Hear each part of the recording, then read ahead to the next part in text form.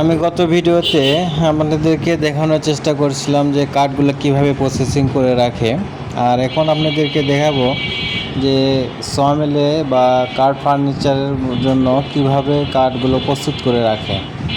তো আপনারা দেখতে পাচ্ছেন প্রথমে মেশিনগুলো স্টার্ট দেওয়ার পরে তারা খুব সুন্দর পরিবেশে তিনজন লোক কাজ করছে।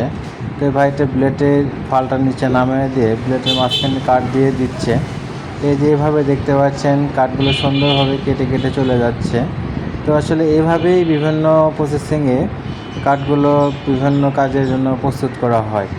তো এপার থেকে ওপারে পার হওয়ার পরে আবার ওই কাঠগুলো উল্টোভাবে করে দিয়ে দিচ্ছে, আর যেগুলো খড়ি হিসেবে রাখা হয় সেগুলো এভাবে ব্লেডের মাধ্যমে কেটে কেটে ছোটো ছোটো টুকরো করে রাখে।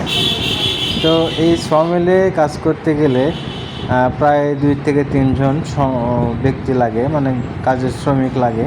তো এই যে দেখতে পাচ্ছেন একটা কাঠকে বিভিন্নভাবে প্রসেসিং বিভিন্নভাবে কাটিং করে তারা ফার্নিচারের উপযোগী কাঠ বের করছে। তো এবার পুরোটাই আপনাদেরকে দেখাবো যে আসলে কিভাবে এই প্রসেসিংগুলো করা হয়।